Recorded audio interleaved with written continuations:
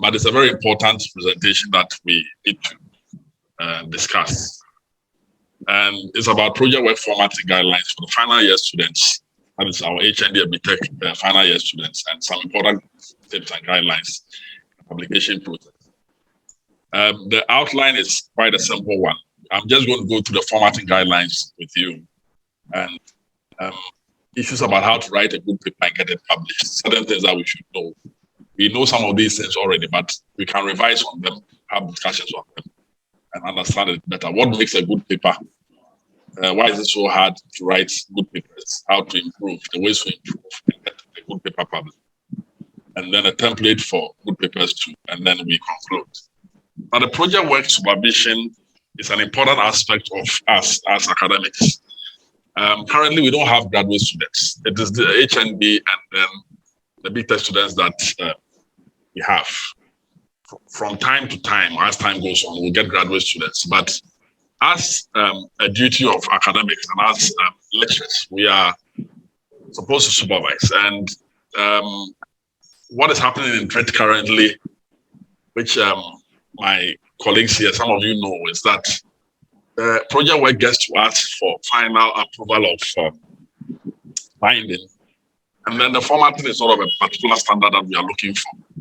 And because it's not of that standard, it's giving us problems because worldwide and everywhere, there should be a particular standard format that follows.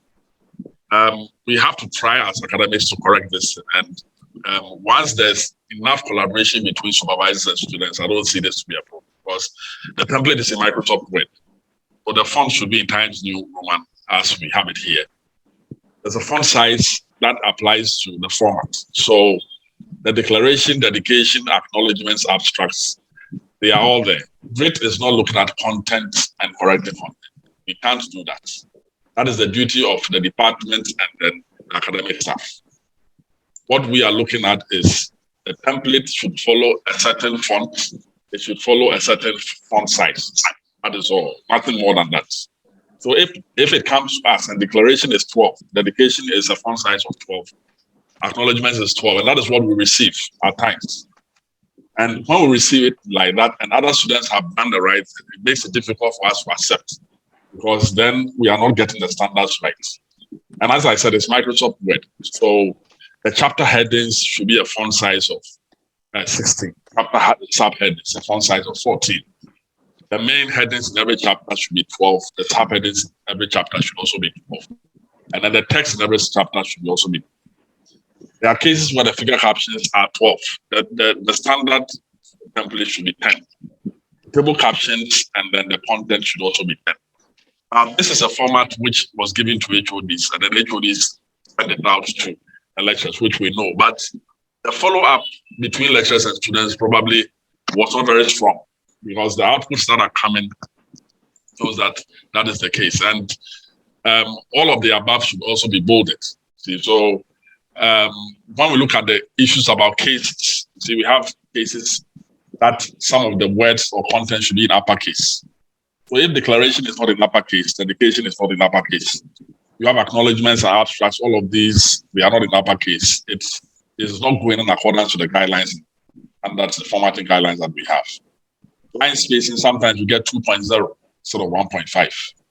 If the text in every chapter is not justified, it becomes a problem. The chapter headings and then the chapter subheadings should all be at the center.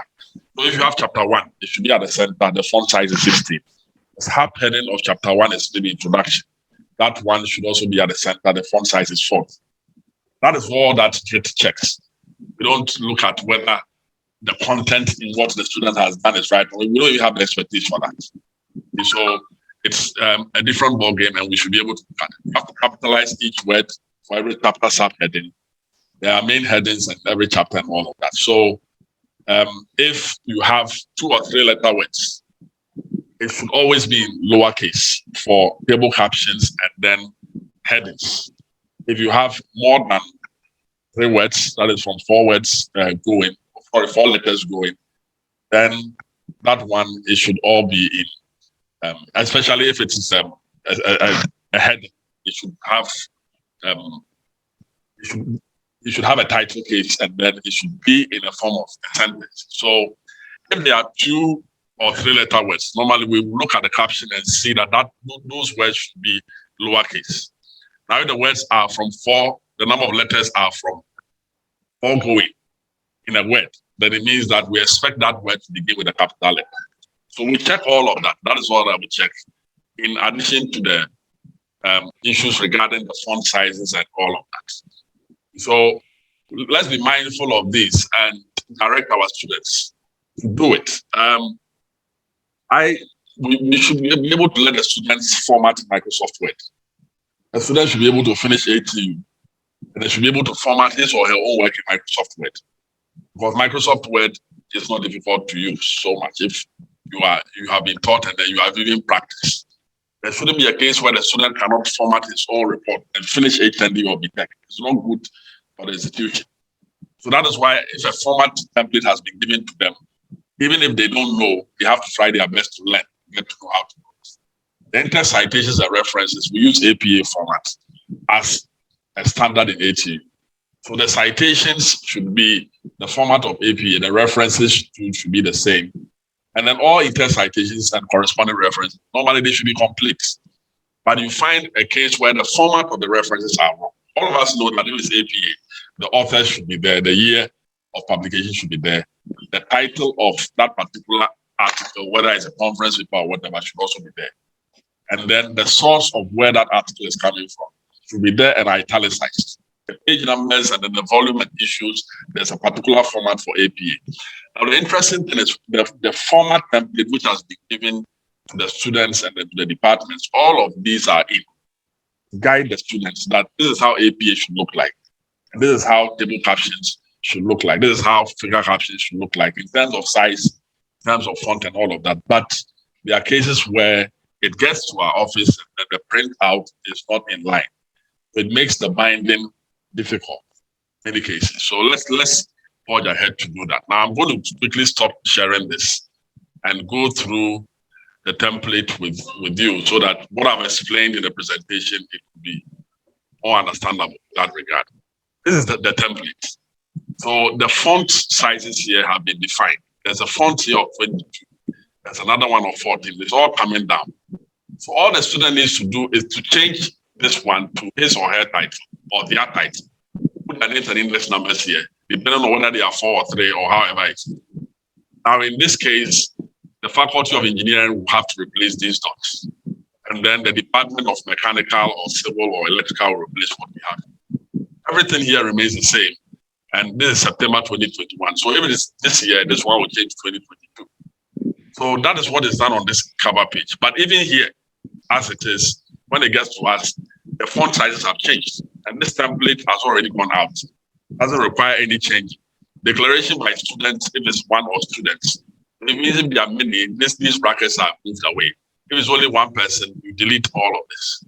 The HND program title is here, replaced with engineering programs. And then we have first, second, their names and all of that are here. Then if the students are in a particular department, this will change. See, so in a case where you have the student being one is I, if there are more than one here, you make it we for the declaration. And dedication to will come, you have acknowledgements, and the font sizes are all here. So all here is 12. The line spacing over here, when I click here, you see that it's 1.5. Then you have this one as a font size of 14. It is not expected to change because any slight change that is shown here will let the work be rejected. We won't accept it.